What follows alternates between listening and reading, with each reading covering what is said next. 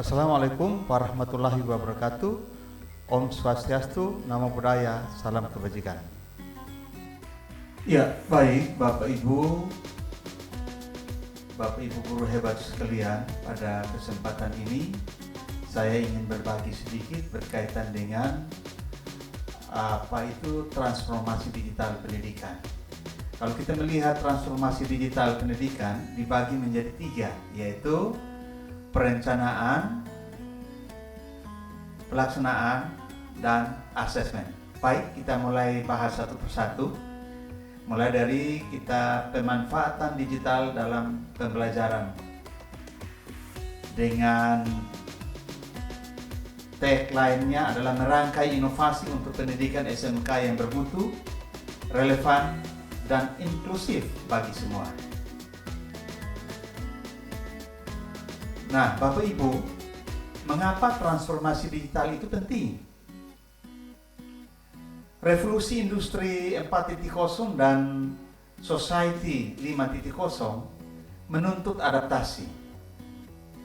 Teknologi digital bukan lagi pilihan, melainkan esensi untuk menciptakan pembelajaran yang relevan, dan lulusan SMK harus siap menghadapi dunia kerja yang didominasi oleh teknologi, dan pembelajaran digital adalah jembatannya. Sekali lagi, SMK harus siap menghadapi dunia kerja yang didominasi teknologi, dan pembelajaran digital adalah jembatannya.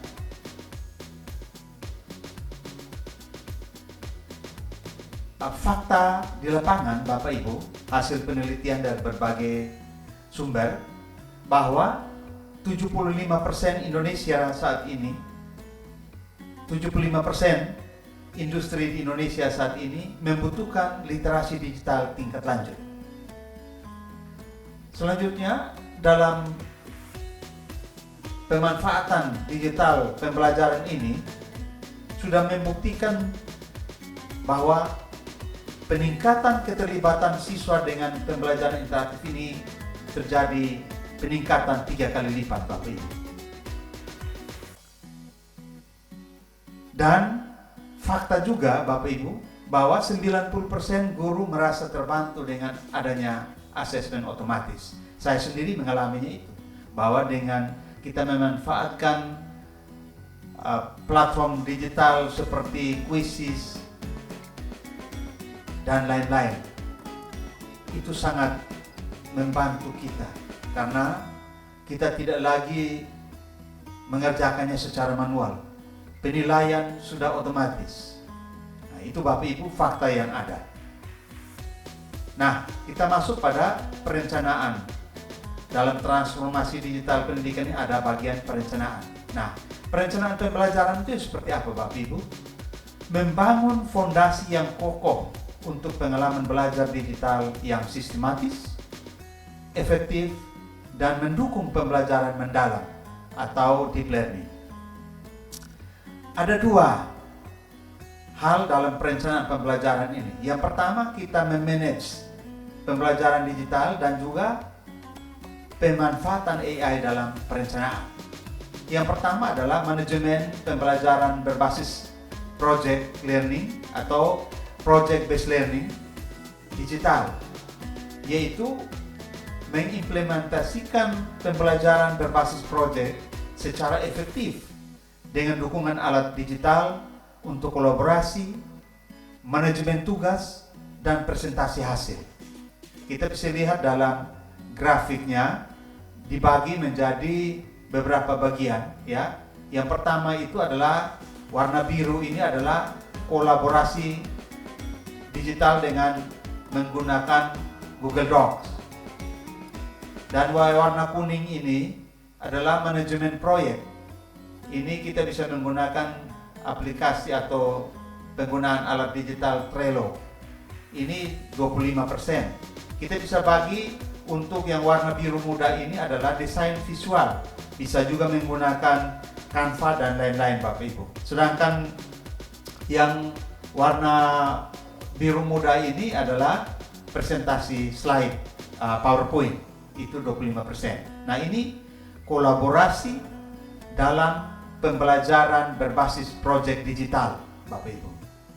Yang kedua, kita lihat bahwa pemanfaatan AI dalam perencanaan ini sangat membantu Bapak Ibu guru, ya. Kecerdasan artificial intelligence ini berperan sebagai asisten guru, bukan pengganti guru, Bapak Ibu. Asisten berarti membantu guru untuk mengoptimalkan efisiensi, personalisasi.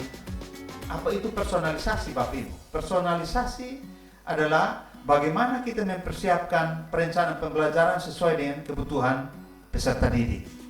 Kita tahu bahwa anak-anak didik kita sekarang adalah yang disebut dengan generasi Z atau generasi Alpha nantinya. Dan relevansi perencanaan pembelajaran. Kita lihat dalam grafik ini, Bapak Ibu, bahwa dalam chart ini, radar chart ini memetakan area utama pemanfaatan AI, ya. Kita lihat ini yang warna biru. Ini adalah pemanfaatan AI.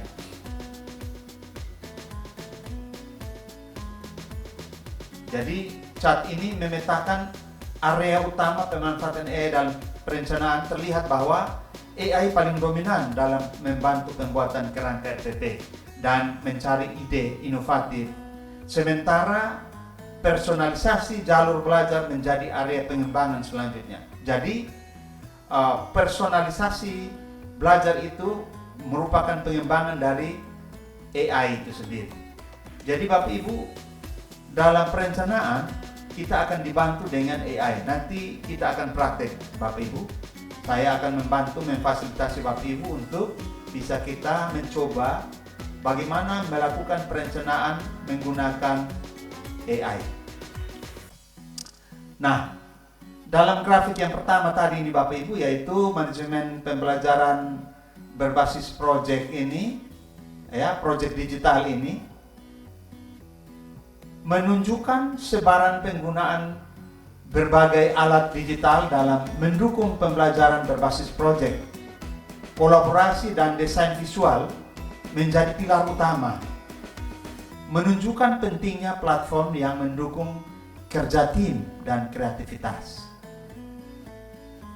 Baik Bapak Ibu, yang selanjutnya adalah alur desain instruksional. Jadi alur desain instruksional ini menggunakan alat bantu visual untuk menyusun alur pembelajaran yang logis, efektif, dan terukur mulai dari awal hingga akhir. Ya Bapak Ibu, saya bagi ini menjadi ada 5 bagian Bapak Ibu. Yang pertama adalah analisis kebutuhan, yaitu kita mengidentifikasi tujuan dan kompetensi peserta didik. Yang kedua, kita desain alur. Kita gunakan aplikasi mind map atau mind mapping itu untuk memetakan topik. Nah, nanti kita coba juga bisa melihat aplikasinya, banyak ada kita temukan di internet, kita bisa download untuk kita manfaatkan itu dalam mendesain alur menggunakan mind mapping. Yang ketiga, pengembangan konten Bapak Ibu.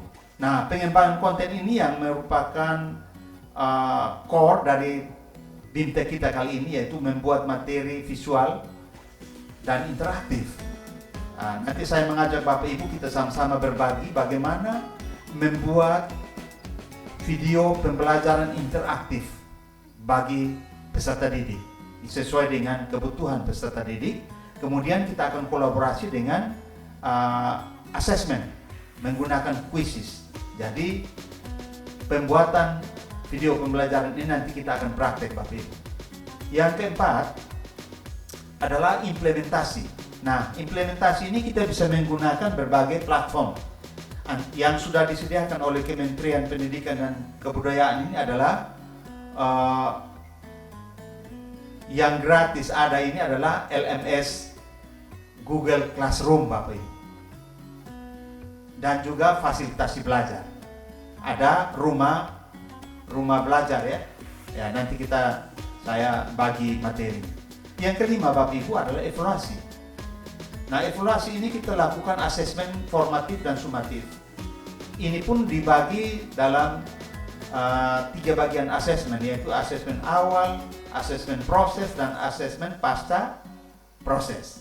Nah, kita akan memanfaatkan platform digital yang ada, misalnya yang sudah bekerja sama dengan Kementerian Pendidikan Dasar dan Menengah ini adalah Quizizz, dan juga Canva, kemudian Google Form dan lain-lain itu Bapak Ibu ya. Baik Bapak Ibu, kita masuk pada sesi yang kedua, yaitu pelaksanaan pembelajaran. Nah, pelaksanaan pembelajaran ini mewujudkan kelas inovatif dengan melaksanakan pembelajaran digital yang dinamis, interaktif, dan memanfaatkan beragam sumber belajar. Dan kita bisa menggunakan model pembelajaran kolaboratif ya Bapak Ibu, yaitu asinkronus dan sinkronus, yaitu kombinasi yang seimbang antara pembelajaran real time dan fleksibel. Dan ini merupakan kunci keberhasilan dari model pembelajaran blended learning ini Bapak Ibu, memberikan yang terbaik dari pola pembelajaran digital ini Bapak Ibu.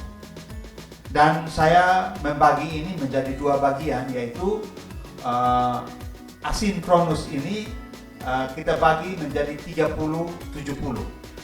Asinkronus ini belajar mandiri dan proyek ini kita bagi 30%, sedangkan sinkronus atau diskusi, presentasi, tanya jawab itu 70%. Dari diagram ini Bapak Ibu mengilustrasikan pembagian aktivitas dalam model pembelajaran campuran atau blended, dan aktivitas dari keduanya ini, belajar mandiri, mengerjakan proyek, itu mendominasi pembelajaran yang fleksibel, akan memberikan suatu fleksibilitas, sementara sinkronus ini dialokasikan untuk interaksi penting seperti diskusi dan presentasi.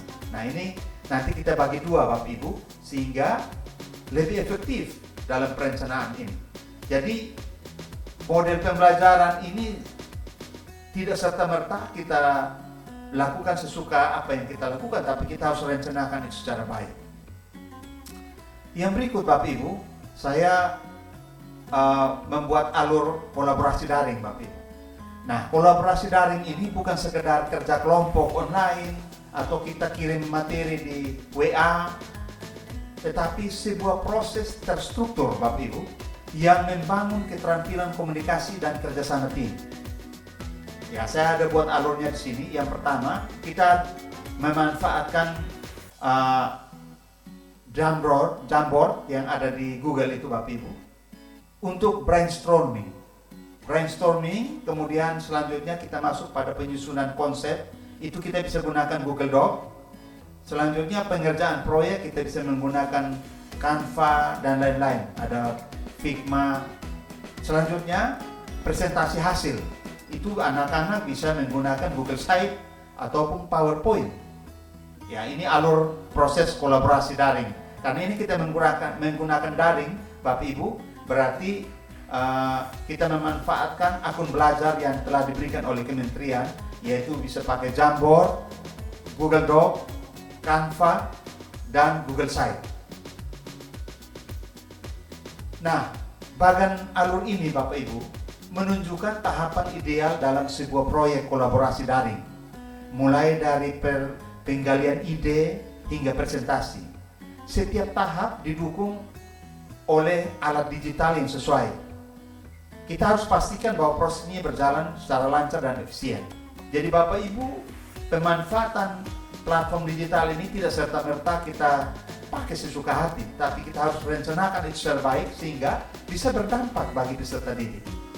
Sebab kalau kita salah gunakan, malah kita sudah capek-capek buat, tidak mendapatkan hasilnya. Baik Bapak Ibu. Dan selanjutnya kita masuk pada sesi yang ketiga, yaitu asesmen pembelajaran. Dalam asesmen pembelajaran ini, kita menggunakan asesmen digital untuk penilaian yang lebih efisien, objektif, bermakna, serta memberikan umpan balik yang konstruktif.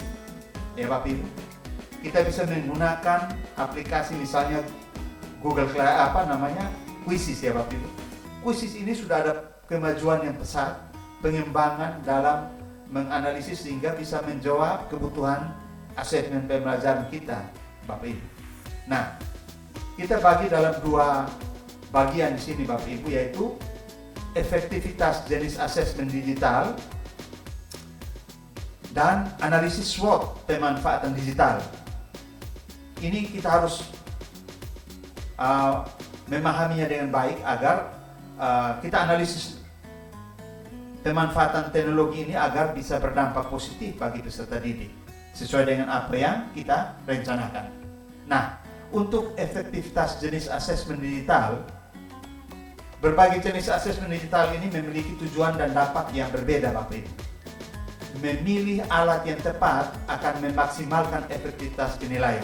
Jadi jangan sampai Bapak Ibu memilih asesmen digital ini tidak sesuai dengan kebutuhan anak-anak. Maka harus memilih alat yang tepat untuk memaksimalkan efektivitas penilaian.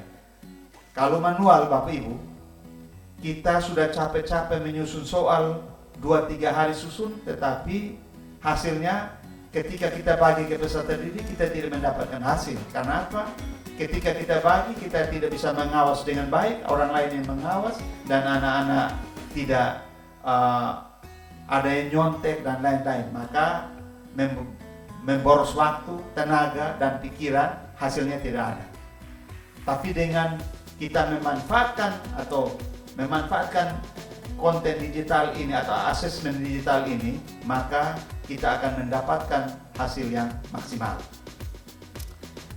Nah, dalam asesmen digital, Bapak Ibu, kita lihat ada beberapa hasil penelitian di lapangan bahwa tes otomatis atau menggunakan pilihan ganda itu 70%, Bapak Ibu. Tes otomatis pilihan ganda. Sedangkan tes formatif interaktif itu 90%. Ini luar biasa, Bapak Ibu. Misalnya kita buat kuis di dalam pembelajaran, kita sisipkan kuis dalam pembelajaran, maka itu hasilnya 90%. Dan evaluasi originalitas ini 75%. Portofolio digital 85%. Nah, grafik batang ini membandingkan efektivitas berbagai jenis asesmen digital, baik itu tes formatif, interaktif maupun portofolio digital, menunjukkan tingkat efektivitas tertinggi dalam mengukur pemahaman mendalam dan perkembangan peserta didik. Jadi Bapak Ibu, pemanfaatan asesmen digital ini sangat-sangat membantu peserta didik karena dia akan menunjukkan efektivitas yang tertinggi, Bapak Ibu. Nah, dalam penyiapan pemanfaatan digital ini perlu kita analisis, Bapak Ibu. Di sini saya mengajak kita untuk memanfaatkan analisis SWOT dalam pemanfaatan digital, yaitu memahami kekuatan, kelemahan, peluang, dan ancaman dalam implementasi pembelajaran digital untuk menyusun strategi yang lebih baik. Ya Bapak Ibu, yang pertama adalah kekuatan. Nah, kekuatan ini apa saja? Ada akses sumber belajar yang luas, fleksibilitas waktu dan tempat, efisiensi asesmen. Ini kekuatan dalam pemanfaatan digital. Yang kedua, kelemahan. Memang kelemahan pembelajaran digital ini adalah kesenjangan akses internet, kebutuhan literasi digital guru yang masih banyak, apalagi guru-guru yang generasinya seperti saya, generasi baby boomers ini sudah tertinggal jauh, perlu belajar 2 kali lipat. Kemudian yang ketiga adalah risiko distraksi. Risiko distraksi ini adalah gangguan teknologi yang kita manfaatkan itu, misalnya paket data tidak ada, listrik padam, dan lain-lain. Tidak adanya, ada gangguan. Anak-anak biasa memanfaatkan gadget ini untuk main game. Itu termasuk risiko distraksi. Itu adalah kelemahan dalam pembelajaran digital, Bapak Ibu. Yang berikut adalah peluang. Nah, peluang ini ada 3, yaitu kolaborasi global, personalisasi pembelajaran, yaitu pembelajaran sesuai dengan kebutuhan peserta didik. Personalisasi pembelajaran ini menyesuaikan dengan kebutuhan peserta didik yang berbeda-beda. Ya, yang ketiga adalah pengembangan soft skill, ya, karakter. Ya, sesuai dengan karakter Pancasila sekarang sudah diganti dengan profil lulusan, ya Bapak Ibu. Ya. Yang ketiga, yang terakhir adalah ancaman. Ada 3, yaitu keamanan cyber, plagiarisme digital, ketergantungan pada teknologi. Ini ancaman Bapak Ibu yang perlu kita antisipasi. Dari ketiga ini ya kita harus punya kewaspadaan. Jadi jangan sembarang dalam memanfaatkan teknologi digital ini. Ya, kita harus betul-betul perhatikan ini. Ya, saya kira ini beberapa hal yang sangat penting dalam transformasi digital pendidikan, di mana ada 3 poin penting di situ Bapak Ibu, yaitu perencanaan pembelajaran digital, pelaksanaan pembelajaran digital, dan asesmen digital. 3 poin pokok ini yang ingin saya sampaikan kepada Bapak Ibu untuk kita perhatikan, itu menjadi hal penting dalam pembelajaran digital atau dalam transformasi digital pendidikan. Demikian Bapak Ibu, kita akan lanjutkan dengan praktek. Sekian dan terima kasih.